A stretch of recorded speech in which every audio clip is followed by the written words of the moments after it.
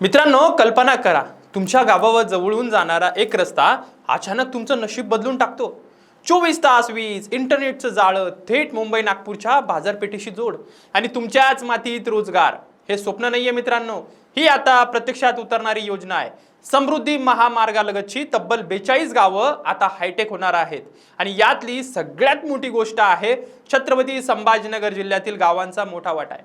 विशेषतः गंगापूर आणि वैजापूरच्या गावांना मोठा फायदा होणार आहे. चला मित्रांनो, समजून घेऊया नेमकं ती गावं कोणती आहेत आणि या व्हिडिओमधून की नेमकं फायदा काय होणार आहे आणि याचा खरंच मराठवाड्याला फायदा होणार का हे जाणून घेणार आहोत.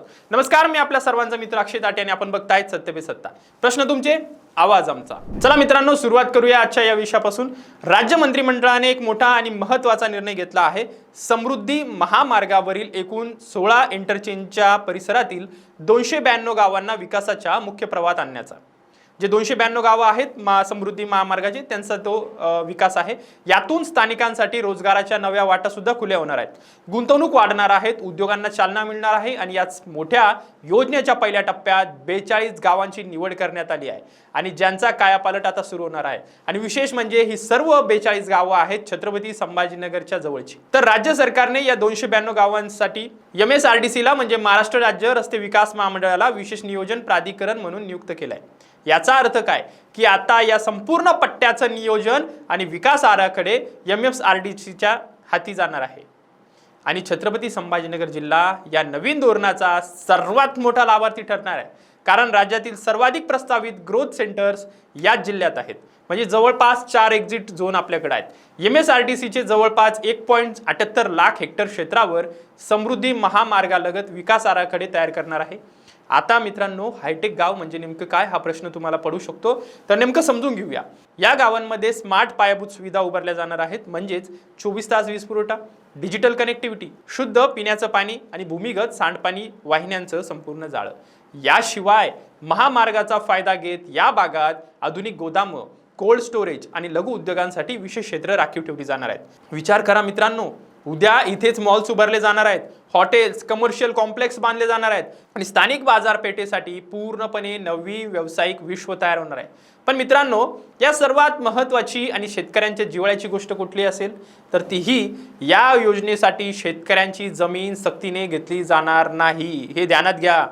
आधीच्या नियोजनात 500 ते 2000 हेक्टर जमीन लँड पुलिंग किंवा भूसंपादनाद्वारे घेण्याची तयारी होती. पण आता हे धोरण बदललं आहे. थेट जमीन संपादन न करता जे गाव आधीपासूनच अस्तित्वात आहे त्याचाच सुनियोजित नागरी विस्तार केला जाणार आहे. मित्रांनो, हा निर्णय शेतकऱ्यांसाठी खरंच मोठा दिलासा आहे. म्हणजे आपण जिथं राहतोय, ज्या गावात राहतोय, तेच गावं तुम्ही जसे आहेत तसेच राहणार, फक्त ते डेव्हलप होणार. कारण जमीन गेल्याशिवाय विकास मिळणार आहे, ही खूप मोठी गोष्ट आहे मित्रांनो. पण एक धोरण असं अचानक बदललं नाही बरं का. या मागे एक मोठा इतिहास आहे.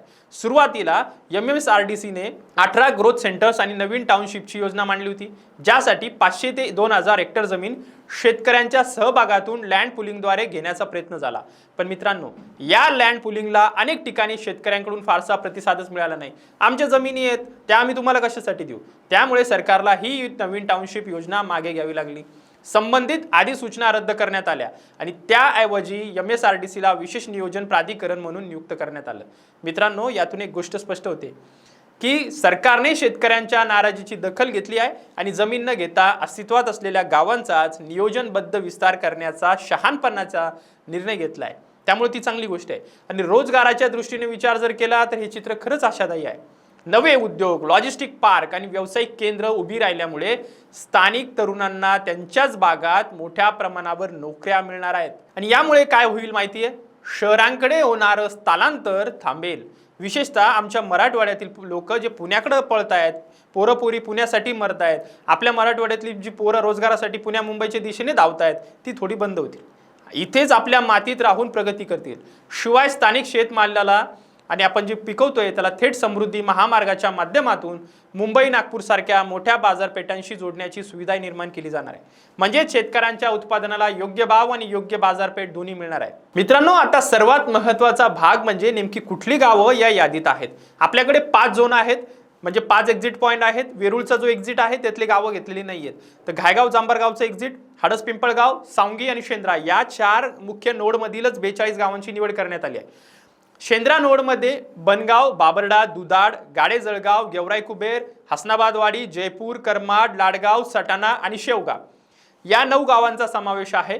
सावंगी नोडमध्ये आश्रपूर, बिकापूर चौका, कानपूर, कोलतान, कृष्णपूरवाडी, नायगाव, पोखरी, सारोळा, सावंगी आणि तुळजापूर या 11 गावांचा समावेश आपल्या इथं होतो. हडस पिंपळगाव नोडमध्ये आगाठाण, चिंचखेडा, हरसूल, आमनतपूरवाडी, दहेगाव, हडस पिंपळगाव, जळगाव, करंजगाव, लखमापूरवाडी, लासूरगाव आणि शहाजतपूर ही गावं येत आहेत.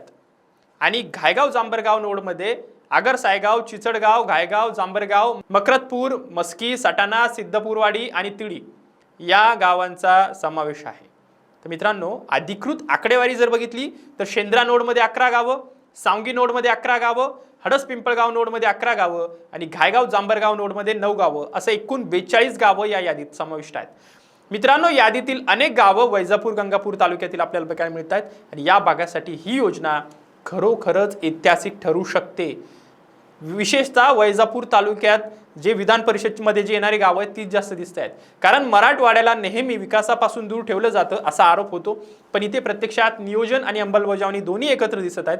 मित्रांनो, आता प्रत्यक्ष नियोजन कसं होणार आहे हे पण समजून घेणं गरजेचं आहे, कारण MSRDC नेमकं काय करणार आहेत बुवा. तर हे विकास आराखडे टप्प्याटप्प्याने तयार करणार आहे. पहिल्या टप्प्यात सध्याच्या जमिनीच्या वापराचा अभ्यास केला जाईल आणि त्यानंतर निवासी, औद्योगिक, सार्वजनिक सुविधा, हरित क्षेत्र, रस्ते, लॉजिस्टिक आणि सामाजिक पायाभूत सुविधा यांचा समावेश असलेला सविस्तर प्रस्तावित आराखडा तयार केला जाईल. आणि मित्रांनो, याही पुढे जाऊन स्थानिक स्वराज्य संस्था आणि नागरिकांकडून सूचना व हरकती मागवल्या जाणार आहेत. म्हणजेच अंतिम आराखडा तयार होण्याआधी सर्वसामान्य नागरिकांना आपलं मत मांडण्याची संधी मिळणार आहे. ही संपूर्ण नियोजन प्रक्रिया 2 वर्षात पूर्ण करण्याचं लक्ष ठेवण्यात आलंय. म्हणजे मित्रांनो, पुढच्या 2 वर्षात छत्रपती संभाजीनगरसाठी ही केवळ एक योजना नाहीये, ही खूप मोठी संधी आहे. कारण इथे आधीच ऑरिक म्हणजे शेंद्रा बिडकीन औद्योगिक क्षेत्र, दिल्ली मुंबई औद्योगिक कॉरिडॉर म्हणजे DMIC, समृद्धी महामार्ग आणि वाढतं लॉजिस्टिक नेटवर्क हे सगळं आधीच अस्तित्वात आहे. त्यामुळे शहर आधीच एक मुख्य औद्योगिक केंद्र म्हणून उदयाला येत आहे. आणि आता या 4 ग्रोथ सेंटर्सच्या समावेशामुळे औद्योगिक गुंतवणूक, निवासी आणि व्यावसायिक विकास, लॉजिस्टिक्स, रोजगार आणि नियोजनबद्ध पायाभूत सुविधांचा विस्तार आणखीन वेगाने होणार आहे.